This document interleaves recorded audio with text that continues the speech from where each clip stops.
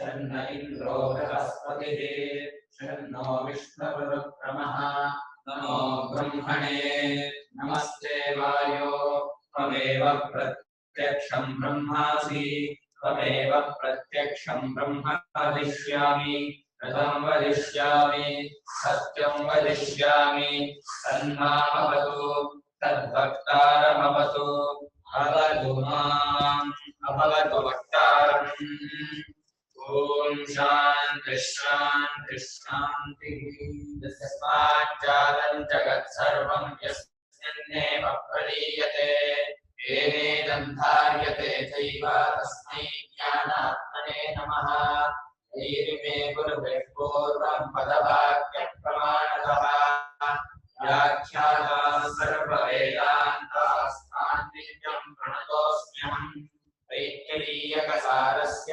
मयाचार्यप्रसादतः विस्पष्टार्थरुचीनां व्याख्येयं सम्प्रणीयते सहनौ यशः सहनौ ब्रह्मवर्चसम् अथातस्य गुंहिताया उपनिषदं व्याख्यास्यामः पञ्चस्वधिकरणेषु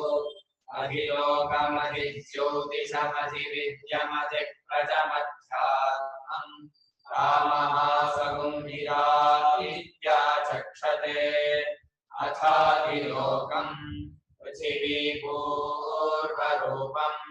योरुत्तररूपम् आकाशस्सन्धिः वायुस्सन्धानम् इत्यधिलोकम् अथाधिज्योतिषम् अग्निः पूर्वरूपम् आदित्य उत्तररूपम् आपः सन्धिः वैद्युतः सन्धानम् इत्यधिज्योतिषम् अथाधिविद्यम् आचार्यः पूर्वरूपम् अन्तेवास्युत्तररूपम् विद्यासन्धिः प्रवचनगुंसन्धानम् इत्यधिविद्यम् अथाधिप्रजम् माता पूर्वरूपम् पितोत्तररूपम् प्रजासन्धिः प्रजननगुंसन्धानम्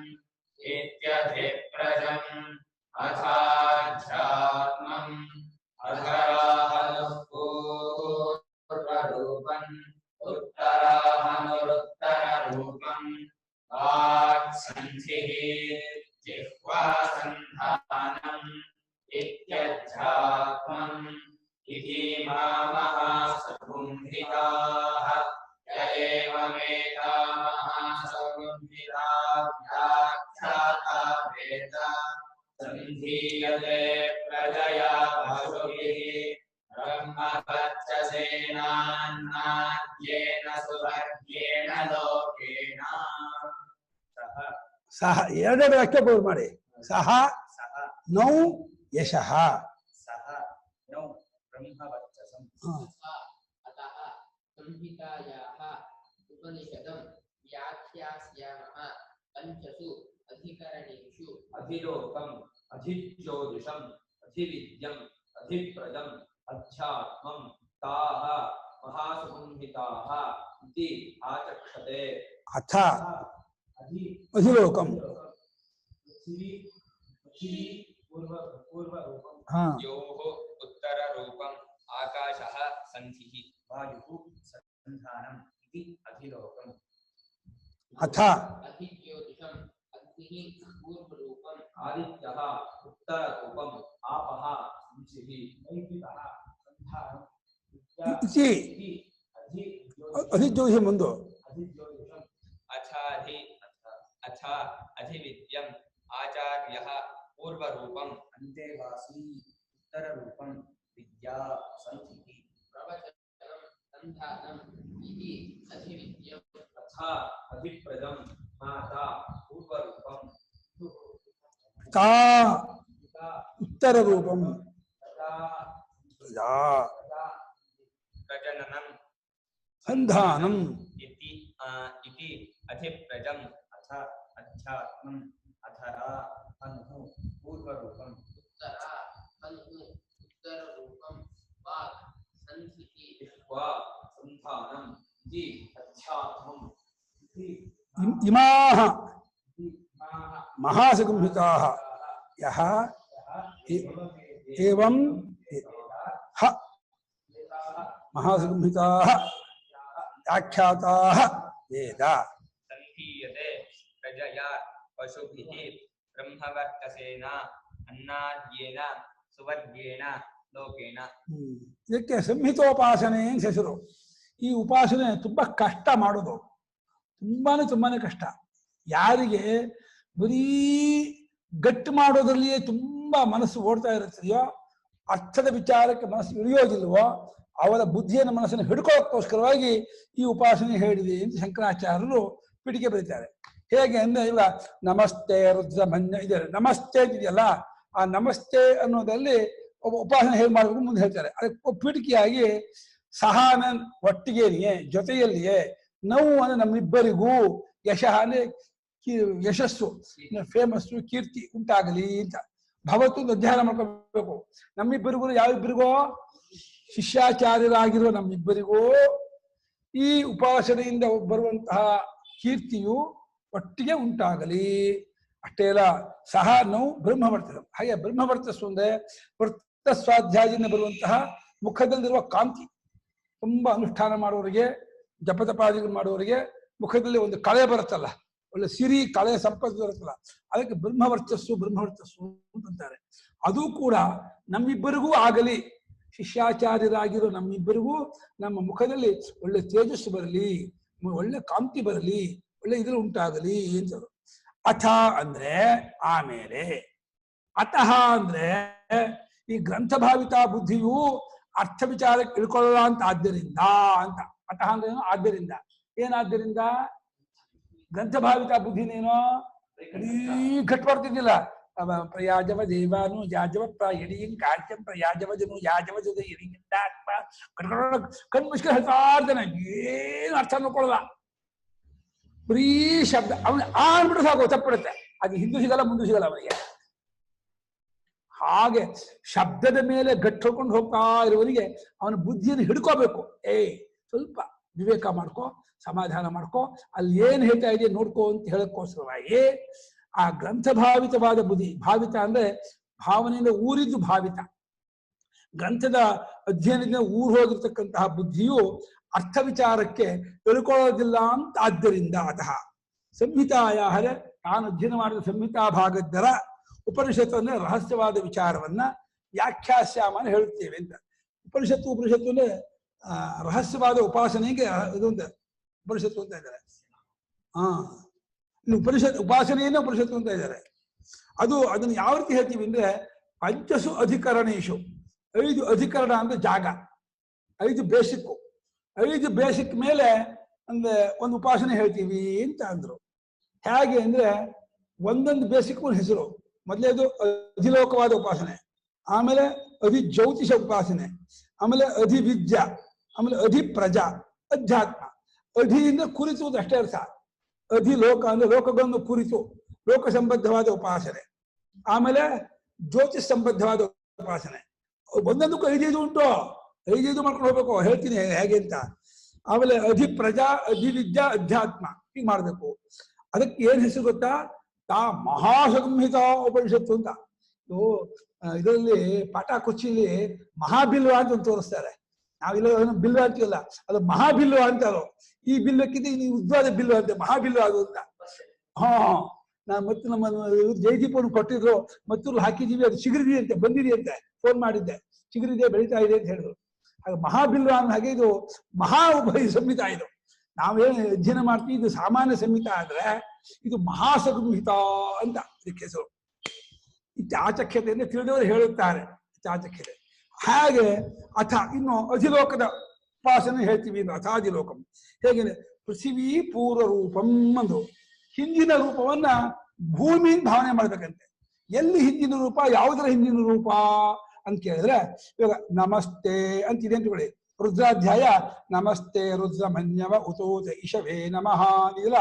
ಇಲ್ಲಿ ಮಹಾ ತೇ ಇದೆ, ಮಾ ಅದೇ, ಮಾ ಮುಂದೆ ಇದೆ, ತೇ ಇದೆ.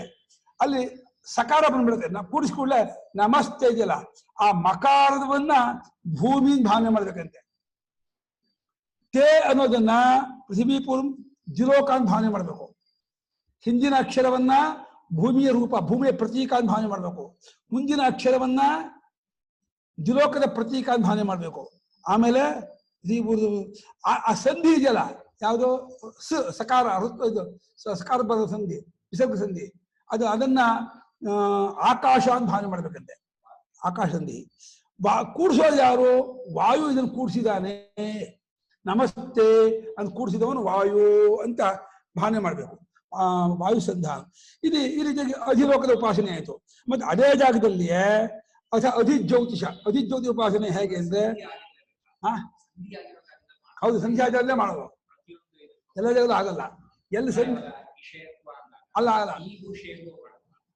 ಅಕ್ಷರ ಪದ ಮಧ್ಯದ ಬರಲ್ಲ, ಎರಡು ಪದಕ್ಕೆ ಮಾಡ್ಬೇಕು. ಅಲ್ಲಿ ಮಾಡ್ತಾರೆ. ಏನ್ ಮಾಡ್ತಾರೆ ಅಂದ್ರೆ ಭಾವನೆ ಮಾಡ್ಕೊತಾರೆ. ನಮಗೆ ಅವ್ರು ಎರಡು ಪಕ್ಷ ಇದೆ. ಸಾಯಣಾಚಾರ್ಯರು ಎರಡು ಪದಕ್ಕೂ ಮಾಡಬಹುದು ಅಂತ, ಭಾಷ್ಯಕಾರರು ಮಾತ್ರ ಸಂಧಿಯಾದ ಜಾಗದಲ್ಲಿ ಮಾತ್ರ ಮಾಡ್ಕೊಂಡ್ರೆ ಸಾಕು ಅಂತ. ಯಾಕಂದ್ರೆ ಎಲ್ಲಕ್ಕೂ ಜಾಗ ಸಿಗತ್ತಲ್ಲ. ಸಕಾರ ಈ ನಮಸ್ ಬರ್ತಲ್ಲ, ಮುಂಚೆ ನಮಃ ಅಲ್ಲೂ ಸಕಾರ ಇರಲಿಲ್ಲ, ತೇಲು ಸಕಾರ ಇರಲಿಲ್ಲ. ಕೂಡಿಸಿದಾಗ ಬಂದ್ಬಿಡ್ತು, ನಮಸ್ತೆ ಆಯ್ತು. ನಮ್ಮ ಇತ್ತು, ತೇ ಇತ್ತು, ಆ ವಿಸರ್ಗ ಸಕಾರ ಆಗ್ಬಿಡ್ತು. ಆ ಸಕಾರವನ್ನ ಆಕಾಶ ಅಂತ ಭಾವನೆ ಮಾಡ್ಬೇಕು. ಕೂಡಿಸಿದ್ ಯಾರು ಅಂತ ಕೇಳಿದ್ರೆ ವಾಯು ಕೂಡಿಸ್ದ ಅಂತ ಮಾಡ್ಬೇಕಾಗತ್ತೆ. ಇದು ಅಧಿಲೋಕ ಆಯ್ತು. ಇನ್ನು ಅಧಿಜ್ಯೋತಿಷ ಹಾಗೆ ಅಂದ್ರೆ ಅದೇ ಮಕಾರವನ್ನ, ನಮಃ ಮಕಾರವನ್ನ ಅಗ್ನಿ ಭಾವನೆ ಮಾಡ್ಬೇಕಂತೆ. ಯಾವ ಮಕಾರದಲ್ಲಿ ಪೃಥ್ವಿ ಭಾವನೆ ಮಾಡಿದೀವೋ ಅದೇ ಮಕಾರದಲ್ಲಿಯೇ ಅಗ್ನಿ ಭಾವನೆ ಮಾಡ್ಬೇಕು. ಆ ತೇನು ತೇಕಾರದಲ್ಲಿ ಆದಿತ್ಯ ಭಾವನೆ ಮಾಡ್ಬೇಕು. ಆ ಸಂಧಿ ಇದೆಲ್ಲ ಸಕಾರದಲ್ಲಿ ಒಪ್ಪು ನೀರಿನ ಭಾವನೆ ಮಾಡ್ಬೇಕಂತೆ, ಅಬ್ದೇವತೆ ಅಂತ. ಕೂಡಿಸಿದ್ದು ವಿದ್ಯುತ್ತು, ಮಿಂಚು ಕೂಡಿಸ್ತು ಅಂತ ಭಾವನೆ ಮಾಡ್ಬೇಕಂತೆ. ಒಂದೊಂದು ಜಾಗಕ್ಕೂ ಅಧಿಜ್ಯೋತಿ ಮಾಡ್ಬೇಕು. ಅಧಿಲೋಕ, ಅಧಿಜ್ಯೋತಿಷ, ವಿದ್ಯಾ. ಇದು ಅಧಿಜ್ಯೋತಿಷವಾದ ಉಪಾಸನೆ ಆಯ್ತು. ಇನ್ನು ಅಧಿವಿದ್ಯ ಉಪಾಸನೆ ಹೇಗೆ ಅಂದ್ರೆ ಆ ನಮಃ ಮಕಾರ ಇದೆಯಲ್ಲ, ಮಕಾರನ ಆಚಾರ್ಯನ ರೂಪ ಅಂತ ಭಾವನೆ ಮಾಡ್ಬೇಕಂತೆ. ಆಮೇಲೆ ಉತ್ತರ ರೂಪ ಇದೆಯಲ್ಲ, ತೇಯನ್ನು ಶಿಷ್ಯನ ರೂಪ ಅಂತ ಭಾವನೆ ಮಾಡ್ಬೇಕು. ಅಂತ್ಯವಾಸಿ ಉತ್ತರ ರೂಪ, ಅಂತ್ಯವಾಸಿ ಸಿ ದೀರ್ಘ, ಅಂತ್ಯ ವಶಿತಂ ಶೀಲಂ ಅಸ್ಯಾಸ್ತಿ ಅಂತ್ಯವಾಸಿ. ನಕಾರ ಅಂತ ಸ್ಪೆಲ್ಲಿಂಗ್ ಅದು, ಅಂತ್ಯವಾಸಿನ್ ಶಬ್ದ ಅದು. ಅಂತ್ಯವಾಸಿ ಅಂದ್ರೆ ಶಿಷ್ಯನನ್ನ ಆ ತೇ ಅನ್ನೋದ್ರಲ್ಲಿ ಉದಾಹರಣೆ ಕೊಟ್ಟ ತೇಯಲ್ಲಿ ಎಲ್ಲ ಜಾಗ ತೇ ಅಂತ ಅನ್ಕೋಬೇಡಿ, ಬೇರೆ ಜಾಗದಲ್ಲಿ ಬೇರೆ ಅಕ್ಷರ ಆಗುತ್ತೆ. ಉದಾಹರಣೆ ಕೊಟ್ಟ ಜಾಗದಲ್ಲಿ ತೇ ಎಂಬುದನ್ನ ಶಿಷ್ಯ ಅಂತ ಭಾವನೆ ಮಾಡ್ಬೇಕಂತೆ. ಆ ವಿದ್ಯೆ, ಆ ಸಂಧಿ ಸಕಾರ ಇದೆಯಲ್ಲ ನಮಸ್ತ, ಅದನ್ನು ವಿದ್ಯಾ ಅಂತ ಭಾವನೆ ಮಾಡ್ಬೇಕಂತೆ. ಆಮೇಲೆ ಪ್ರವಚನ ಹೇಳ್ಕೊಡೋ ಪ್ರವಚನ ಇದೆಯಲ್ಲ ಅದೇ ಸಂಧಾನ, ಕೂಡಿಸಿದ್ದು ಅಂತ ಭಾವನೆ ಮಾಡ್ಬೇಕು. ಇದು ಅಧಿವಿದ್ಯವಾಯಿತು. ಆಮೇಲೆ ಪ್ರಜಾರೂಪವಾಗಿ ಭಾವನೆ ಮಾಡ್ಬೇಕಂತೆ. ಹಿಂದಿನ ಮಾ ಅನ್ನೋದನ್ನ ತಾಯಿಯಿಂದ ಭಾವನೆ ಮಾಡ್ಬೇಕಂತೆ, ಮಾತಾ ಪೂರ್ವ ರೂಪಂ. ತೇ ಅನ್ನೋದನ್ನ ತಂದೆ ಅಂತ ಭಾವನೆ ಮಾಡ್ಬೇಕಂತೆ, ಪಿತೋತ್ತರ ರೂಪಂ. ಪ್ರಜಾ ಸಂಧಿ, ಮುಂದೆ ಹುಟ್ಟುವಂತಹ ಮಕ್ಕಳೇ ಅದ ಸಂಧಿ. ಹುಟ್ಟುವುದಕ್ಕೋಸ್ಕರ ಆಗುವ ಸಂಬಂಧ ಇದೆಯಲ್ಲ ಪ್ರಜನನ ಅಂದ್ರೆ ಯೋನಿ ಸಂಬಂಧ, ಅದನ್ನೇ ಸಂಧಾನ ಅಂತ ಮಾಡ್ಬೇಕಂತೆ. ಕೂಡಿಸಿದ್ದು ಅದೇ ಅಂತ, ಯೋನಿ ಸಂಬಂಧವೇ ಕೂಡಿಸಿದ್ದು, ಅದನ್ನ ಮಕ್ಕಳು ಉಂಟಾದರು ಅಂತ ಹೇಳಿ ಆ ಭಾವನೆ ಮಾಡ್ಬೇಕಂತೆ. ಇದು ಅಧಿಪ್ರಜವಾದಂತಹ ಉಪಾಸನೆ. ಆಮೇಲೆ ಅಧ್ಯಾತ್ಮವಾಗಿ ಹೇಗೆ ಉಪಾಸನೆ ಮಾಡ್ಬೇಕು ಅಂದ್ರೆ ಅಧರಾಹನು, ಕೆಳಗಡೆ ದವಡ ಜ್ಯಾ ಇದೆಯಲ್ಲ ಇದನ್ನ ತಾಯಿ ಭಾವನೆ ಮಾಡ್ಬೇಕಂತೆ. ತಾಯಿ ಅಲ್ಲ ಇದು, ಕೆಳಗಡೆ ಇದು ಅಂತ ಆ ಮಕಾರದಲ್ಲಿ ಕೆಳಗಡೆ ಜ್ಯಾ ಭಾವನೆ ಮಾಡ್ಬೇಕು. ಆಮೇಲೆ ತೇ ಅನ್ನೋದಲ್ಲಿ ಮೇಲ್ಗಡೆ ಇದು ಹನು, ಇದನ್ನ ಭಾವನೆ ಮಾಡ್ಬೇಕು. ಇದು ಅದರ ಹನು ಅಂದ್ರೆ ಇಷ್ಟು ಇದೆಲ್ಲ, ಇದರಲ್ಲಿ ಇದೆಲ್ಲ ಇಷ್ಟು ಕೆಳಗಡೆ ಇಷ್ಟು ಮೇಲ್ಗಡೆ ಇಟ್ಕೊಂಡಿದ್ದಾರೆ. ಇಟ್ಕೊಂಡ್ಬಿಟ್ಟು ಕೆಳಗಡೆ ಇದನ್ನ ಅಧರಹನು, ಅದನ್ನ ಮಕಾರ, ಉದಾಹರಣೆ ಕೊಟ್ಟ ಮಕಾರದಲ್ಲಿ ಕೆಳಗಡೆ ಹನು. ಉತ್ತರಾಹನು ಉತ್ತರ ರೂಪಂ ಅಂದ್ರೆ ತೇ ಅನ್ನೋದನ್ನ ಉತ್ತರಾಹನು ಮಾಡ್ಕೋಬೇಕಂತೆ. ವಾಕ್ಯದ ಮಧ್ಯದಲ್ಲಿ ಅದನ್ನ ಸಂಧಿ ಜಾಗ ಅಂತ ಮಾಡ್ಕೋಬೇಕು, ಸಂಧಿ ಭಾವನೆ ಮಾಡ್ಬೇಕು. ನಾಲಿಗೆ ಕೂಡಿಸಿದ್ದು ಅಂತ ಭಾವನೆ ಮಾಡ್ಬೇಕು. ಈ ರೀತಿಯಾಗಿ ಒಂದೊಂದು ಜಾಗದಲ್ಲೂ 5 ಭಾವನೆ ಮಾಡ್ಕೊಂಡು ಹೋಗ್ಬೇಕು. ಒಂದು ಪಂಚಾರಿ ಮಾಡೋಕ್ಕಾಗಲ್ಲ, ಒಂದು ಅನುವಾಕ ಇರಲಿ ತಲೆ ಬಿದ್ದು ಹೋಗುತ್ತೆ. ನಿಮಗೆ ಭೂತ ಭವ್ಯ ಭವತ್ ಭೂತ ಭವ್ಯ ಭವತ್ ಅಲ್ಲಾಗಲ್ಲ, ಸಂಧಿ ಆಗಿಲ್ಲ. ಅಲ್ಲ ಸಿಗೋದೇ ಇಲ್ಲ. ಇನ್ನೊಂದು ಸಂಧಾನ ಸಿಗೋದೇ ಇಲ್ಲ. ಸಂಧಾನ ಸಿಗಬೇಕು ಅಂದ್ರೆ ಸಂಧಿ ಜಾಗವೇ ಆಗಬೇಕು. ಕ್ಷೇತ್ರಜ್ಞೋಕ್ಷರ ಏವ ಚಜಿಲ್ಲ.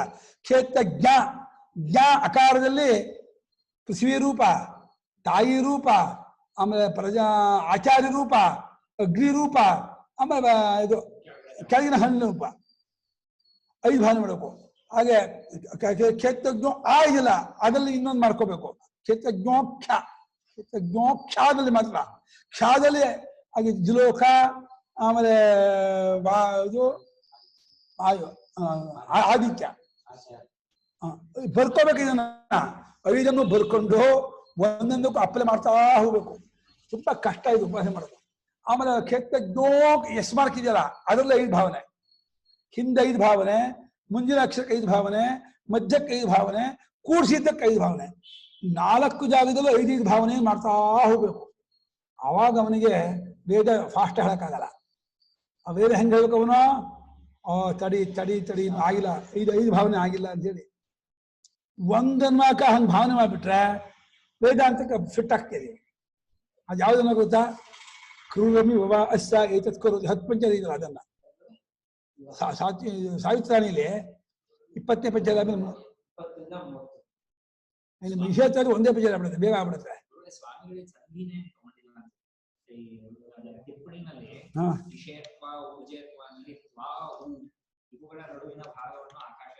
ಮಾಡಿದ್ರೆ ಅದು ಹೊಂದಲ್ಲ. ಅದು ಅಣ್ಣ ಹೇಳ್ತಿದ್ದ, ಇದು ಹೊಂದಸಕ್ ಆಗಲ್ಲ ಅಂದ್ರೆ ಇದನ್ನ ಕಷ್ಟ ಇದೆ. ಇಲ್ಲಿ ಎಲ್ಲಿ ಸ್ವಾಮಿ ಮಾಡೋದು? ವೇದದಲ್ಲಿ ಇಷೇತ್ವ ಊರ್ಜೇತ್ವ ಸೇರಿ ಇಷೇತ್ವೋರ್ಜೆ ತ್ವಾ ಊರ್ಜೆ ಮಾಡ್ಬೋದು. ತ್ವಾ ಅಲ್ಲಾಗತ್ತೆ. ಗುಣಸಂಧಿ ಇದೆಯಲ್ಲ, ತ್ವಾ ತ್ವೋರ್ಜೆ ಅಲ್ಲಿ ಇಷೇತ್ವಾಗಲ್ಲ, ತ್ವೋರ್ಜೆಗಾಗತ್ತೆ, ಅಲ್ಲಾಗತ್ತೆ.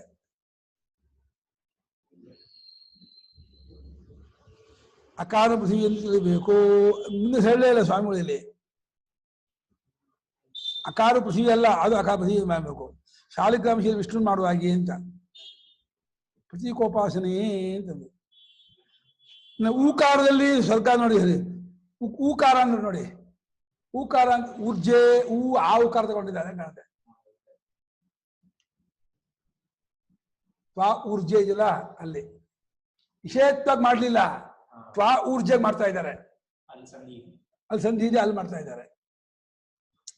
ಇದು ಮಹಾಸಂಹಿತ ಅಂತ ಹೇಳಿ ಇದಕ್ಕೆ ಹೆಸರು. ಇದನ್ನ ಯಾರು ಉಪಾಸನೆ ಮಾಡುತ್ತಾರೋ ಅವರು ಒಳ್ಳೆ ಮಕ್ಕಳನ್ನ ಕೂಡ್ಕೊಳ್ತಾರೆ. ಬರೀ ಹೆಣ್ಮಕ್ಳಾದವರಿಗೆ ಗಂಡು ಮಕ್ಕಳು ಉಂಟಾಗತ್ತೆ ನೋಡಿ. ಒಂದು ಪ್ಲಾನ್ ಮಾಡಿ, ಇದೊಂದು ಅವಕಾಶ ಇದೆ. ಆಮೇಲೆ ಒಳ್ಳೆ ಪಶುಗಳು ಕೂಡ ಉಂಟಾಗುತ್ತೆ, ಸಂಪತ್ತು ಕೂಡ ಬರುತ್ತೆ. ಆಮೇಲೆ ಪಶುಗಳು ಅಂದ್ರೆ ವಾಹನಗಳೆಲ್ಲ ಸಿಗತ್ತಂತೆ. ವಾಹನವಂತನಾಗ್ತಾನೆ, ಸಂಪತ್ತಿನವಂತಾಗ್ತಾನೆ, ಕೀರ್ತಿವಂತನಾಗ್ತಾನೆ, ಬ್ರಹ್ಮವರ್ತಿಸಿರುತ್ತೆ, ಆರೋಗ್ಯ ಇರುತ್ತೆ, ಅನ್ನಾದ್ಯ ಆರೋಗ್ಯವಂತನಾಗ್ತಾನೆ, ಸ್ವರ್ಗಲೋಕ ಸಿಗತ್ತೆ. ಇನ್ನೇನಪ್ಪ ಬೇಕೋ? ಸತ್ಮೇ ಸ್ವರ್ಗಲೋಕ. ಈಗಲೇ ಅಲ್ಲ, ಈಗ ಸ್ವರ್ಗಲೋಕನ ಹೆದ್ಕೊಂಡ್ಬಿಡ್ತೀರಾ. ಸತ್ಮೇ ಸ್ವರ್ಗಲೋಕ, ಬ್ರಹ್ಮವರ್ತಿ ಅನ್ನಾದ್ಯ ಸ್ವರ್ಗೇನ ಲೋಕೇನ. ಎಷ್ಟು ಫಲ!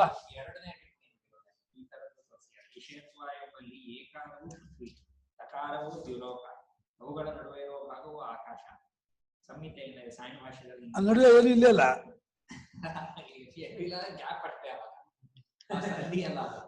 ಸಾಯಂ ಭಾಷೆ ಆಗಿ ಮಾಡಿದ್ದಾರೆ ಅಂತ ಹೇಳಿದೆ. ಸಾಯಂ ಭಾಷೆ ಆಗಿ ಮಾಡಿದ್ದಾರೆ. ವಿಷಯತ್ವಾಗೂ ಮಾಡಿದ್ದಾರೆ, ಏಕಾರಕ್ಕೂ ತಕಾರಕ್ಕೂ. ನಡುವೆ ಇರುವ ಭಾಗವು ಆಕಾಶ. ಸಂಹಿತೆಯಿಂದ ವಿಷಯತ್ವ ಎನ್ನುವ ದ್ವಿರ್ಭಾಗ ಭಾವದ ಕಷ್ಟ ಅದು ಭಾವನೆ ಮಾಡೋದಲ್ಲಿ. ಎಲ್ಲ ಉಪಾಸನೆಗಿಂತ ಸಂಹಿತ ಉಪಾಸನೆ ಕಷ್ಟ. ಈ 5 ಭಾವನೆ ಮಾಡೋದಿದೆಯಲ್ಲ, ತಲೆ ಕೆಟ್ಟು.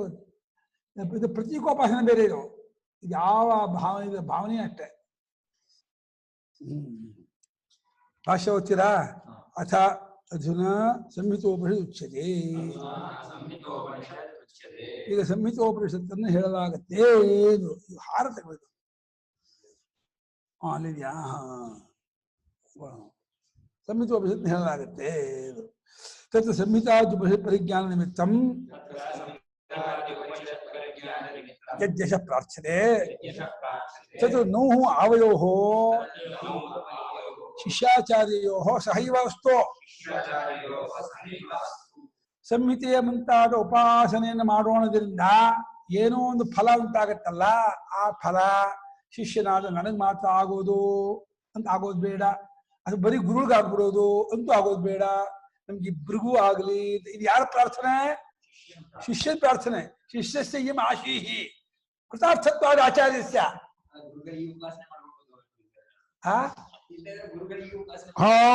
ಗುರುಗಳಿಗೆ ಉಪಾಸನೆ ಮಾಡ್ಕೊಂಡ್ಬಿಟ್ರೆ ತಲೆ ಗುರುಗುರು ತಿರುಗತ್ತೆ ಅಷ್ಟೇ, ತಲೆ ಗರಗರ ತಿರುಗತ್ತೆ ಹೊತ್ತು ಉಪಾಸನೆ ಆಗಲ್ಲ.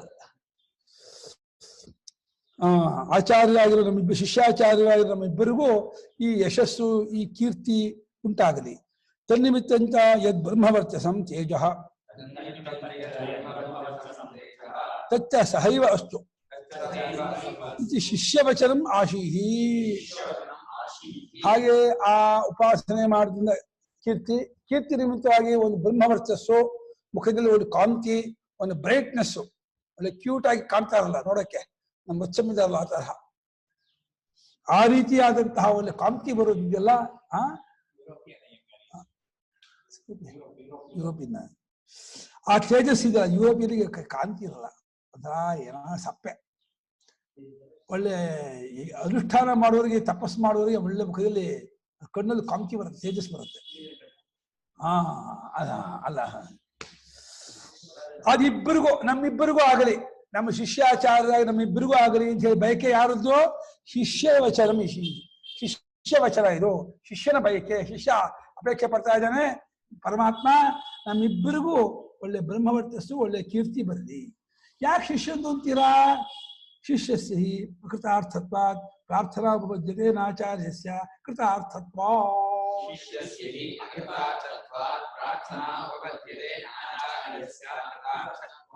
ಶಿಷ್ಯನು ಕೃತಾರ್ಥನಾಗಿಲ್ಲವಾದ್ದರಿಂದ ಅವನಿಗೆ ಬೈಕೆ ಇರೋದು ಹೊಂದಂತೆ, ಆದರೆ ಆಚಾರ್ಯನು ಹೊಂದಲ್ಲ.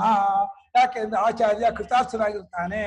ಕೃತಾರ್ಥನ ಬೈಕೆ ಬರೋದೇ ಇಲ್ಲ. ಯಾರು ಇದಿರ್ಬೇಕು ಅಡ್ವರ್ಟೈಸ್ಮೆಂಟು ಬಿಡು.